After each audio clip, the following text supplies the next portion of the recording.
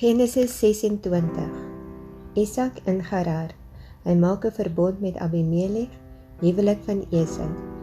En daar was hongersnood in die land, buiten die eerste hongersnood wat in die dae van Abraham gewees het. Daarom het Isak getrek na Abimelech, die koning van die Filistyne, na Gerar.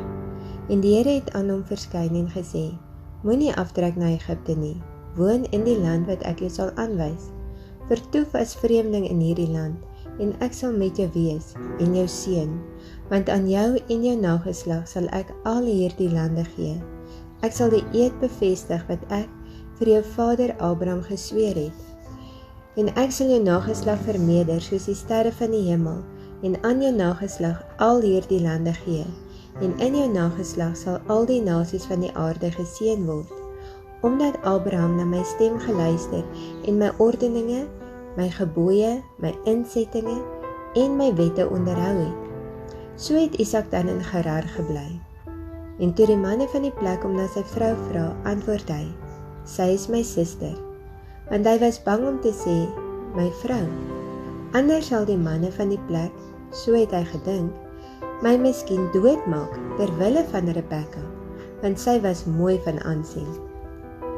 En toe hy al 'n lang tyd daar was, kyk Abimelech, die koning van die Filistyne, deur die venster uit en sien hoe Isak speel met Rebekka, sy vrou. En Abimelech het Isak geroep en gesê: Kyk, sy is dan tog jou vrou. Hoe kan jy dan verklaar sy is my suster? En Isak antwoord hom: Ja, ek het gedink ek kan miskien om haar ontwil my lewe verloor. En Abimelech sê: Wat het jy ons nou aangedoen? Hoe maklik kon een van die mense met jou vrou gemeenskap gehad en jy 'n skuld oor ons gebring het? Daarop gee Abimelech bevel aan die hele volk en sê: Wie hierdie man of sy vrou aanraak, sal sekerlik gedood word. Isak het toe in die land gesaai en daardie jaar 100voudig gewen, want die Here het hom geseën.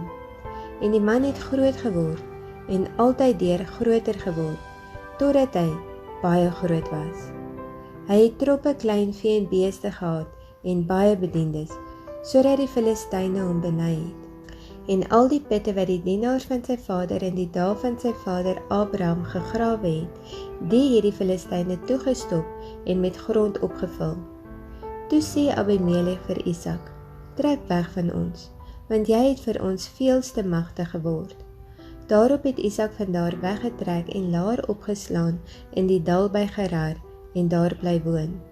En Isak het die putte weer oopgegrawe, wat hulle in die dae van sy vader gegrawe het, en wat die Filistyne na die dood van Abraham toegestop het.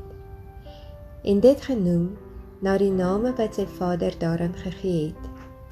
En terwyl die dienaars van Isak in die dal grawe, vind hulle daar 'n put met lewendige water. En die herders van Gerar het getwis met die herders van Isak en gesê: Dit is ons water. Daarom het hy die put Esek genoem, omdat hulle met hom onenigheid gehad het.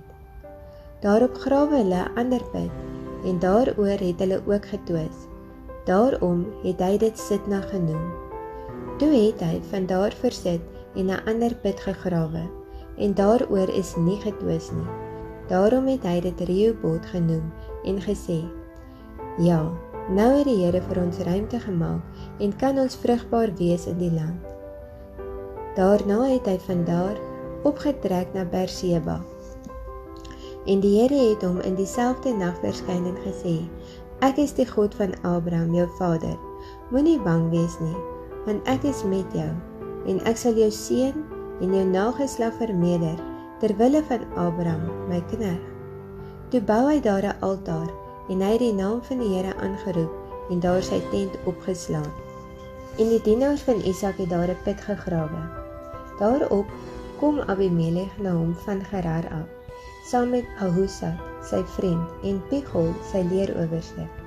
En Isak het hulle gevra: Waarom het julle na my gekom, terwyl julle my haat, en my van julle af weggestuur het? Toe antwoord hulle: Ons het duidelik gesien dat die Here met jou is.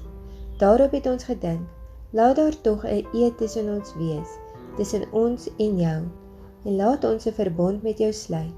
Jy moet ons geen kwaad doen nie.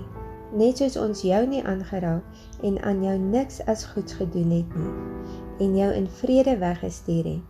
Jy is nou eenmaal die geseënde van die Here.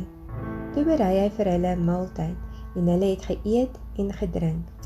En hulle is die môre vroeg op en het vir mekaar 'n eed gesweer. Daarop het Isak hulle laat gaan, en hulle het in vrede van hom af weggetrek. Dieselfde dag kom toe die dienaars van Isak en vertel hom van die put wat hulle gegrawe het, en sê vir hom, ons het water gekry, en hy het dit Seba genoem. Daarom is die naam van die stad Berseba, tot vandag toe. Toe Esau 40 jaar oud was, het hy Judith, die dogter van Beeri, die Hetiet, vir hom as vrou geneem, en Basmat, die dogter van Elon, die Hetiet. En hulle was vir Isak en Rebekka 'n bitter verdriet.